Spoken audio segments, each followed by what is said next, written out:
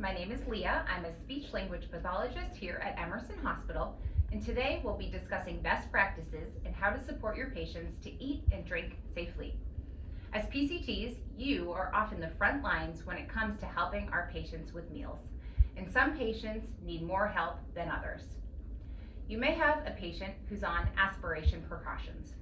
Aspiration is when food, drink, or saliva goes down the wrong tube into the lungs and may cause respiratory compromise or even pneumonia. Patients with aspiration precautions generally have difficulty swallowing, and this may be for a variety of reasons. They might have a neurological deficit or a stroke, altered mental status or dementia, head neck cancer, or respiratory compromise. Now, how do we best support our patients with difficulty swallowing? First, talk to the nurse and ask if the patient requires a modified diet. You may notice that the patient is on a puree or a ground diet, and this will help them to chew more easily. Or they may be requiring thickened liquid. This is the thickener that we use here at the hospital, and you can add this thickener to any beverage. Thickened liquids help to reduce the risk of aspiration and choking, and patients who require thickened liquids should not be offered regular thin liquids. Now, what's the first thing we do when we bring in our meal tray? We make sure that the patient is awake and alert enough to safely participate in the meal. Hi, Mrs. Johnson, how are you? I'm okay. Would you like some breakfast? Sure, thank you. Excellent. We need to position them for success. If Miss Johnson is able to get up to the chair, that's going to be the safest position for her to eat her meal. But if there's any physical impairment that negates her ability to be able to get to the chair, we can feed her in bed. However, note that our hospital beds only go up to 60 degrees. Miss Johnson, can I sit you up a little bit for your meal? Of course. Now I'm going to grab an extra pillow so that we can put it behind her shoulders and back to sit her up even further, getting her closer to that 90-degree mark. I'm just going to have you sit forward a little bit. Okay. Perfect. Put that pillow there and here. That looks great. Also note, there is a button on the beds that looks like a chair. You can use this button as well to get the patient up even higher. Now let's get her positioned with her tray in the appropriate position for her to eat. I'm just going to adjust your tray here a little bit. Thank you. Excellent. And can I offer to open any containers and assist you with your meal tray? Sure, could you open this, please? Absolutely.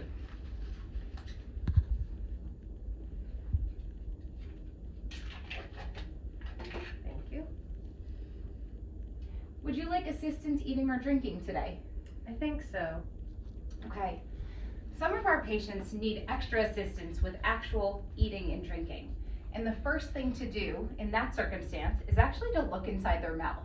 Because if they're having difficulty eating, they're likely having difficulty with maintaining their toothbrushing and their mouth care. Can I take a quick peek in your mouth? Okay. Let's see. Good. You're looking a little bit dry. I'm gonna offer Miss Johnson this green swab. It's just a sponge toothette that we use here at the hospital. Dip it in water and ask her to moisturize her mouth. So you can just brush your tongue and your teeth. Excellent. If the patient has dentures, please offer to take the dentures out of their mouth and to clean them. Again, it's so important to have good oral hygiene. In general, it's good to offer the patients small bites and sips. Can we start with a little bit of custard here? Sure. There we go.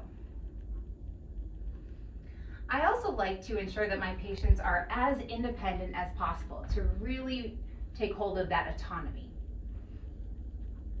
What I do is I use a hand over hand maneuver. So Miss Johnson, I'm gonna have you hold onto the cup here. Okay. And I'm gonna help you so that we don't spill it. So I'm just gonna take my hand, perfect. And now you can kind of bring it to your mouth and have a small sip.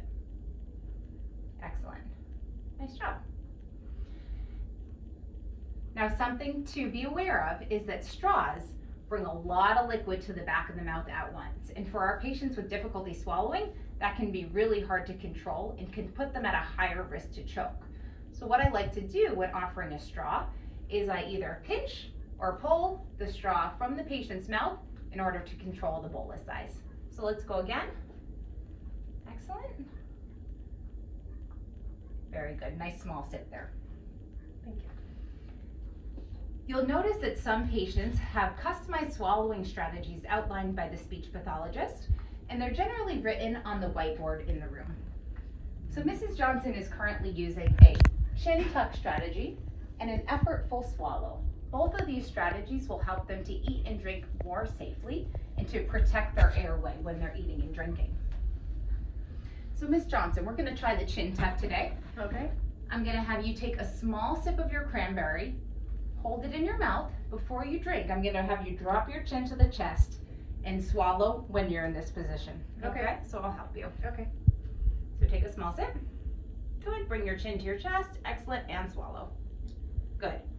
An effortful swallow is pretty much how it sounds. You're going to be cueing the patient to take a nice, hard, strong swallow to help contract the muscles of the throat.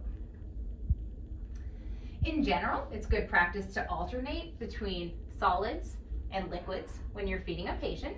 Few bites, few sips, and make sure that they are clearing the food from their mouth before you're administering the next bite. Now observe the patient while you're feeding them, helping them with the meal. Are you noticing that they're coughing? Do you notice that they sound wet or congested in their vocal quality, or do they appear distressed? If so, there's a good chance that they're having difficulty swallowing. Stop the meal right there and notify the nurse. At the end of the meal, it's nice to offer them again this swab to clear just the food residue and particles out of their mouth. And encourage your patient to sit up at least for 30 minutes to aid in that digestion. Ms. Johnson, I know you want to lay back a little bit right now. I would like you to sit up for at least 30 minutes to help you digest, but I can bring you down about 5 or 10 degrees. Okay, thank Is that you. okay? Now before we go today, I do want to provide some additional information and tools for safe feeding strategies and practices. You may hear of the Fraser-Free Water Protocol. What is this? It's a research-based protocol specifically for our patients who chronically require thickened liquids. It allows those patients regular, thin water only between meals, because we know that if regular, thin, non-pathogenic water is aspirated, it's going to be the least likely thing to cause respiratory compromise or pneumonia compared to something like juice or food. The Fraser-Free Water Protocol is known to increase patient hydration, increase their quality of life, and increase their compliance with thickened liquids during meals. However, it is imperative when you offer the Fraser-Free Water Protocol to, one, sit the patient all the way upright, and again, to provide mouth care so that they're not aspirating the bacteria in their mouth. Finally, that brings us to mouth care, which is so important here in the hospitals. And there are two tools that I particularly like to use. You can find these in our clean supply room. Here is a pack of Toothettes, and it comes with mouthwash. So this is going to be even more effective in cleaning a patient's mouth with the mouthwash. Dip it in and have them brush it around their tongue and their teeth than just using water. And finally, we have these great Yankauer suction toothbrushes. These are great for patients who are in aspiration risk, because what they do is they connect to the wall suction, and as they're brushing, you or the patient can put your finger on this hole right here so that it's sucking up the secretions, and so that there's no need for them to spit after they've brushed. That's all for today. I hope you learned something. Please always feel free to ask questions, and I look forward to seeing you on the floors.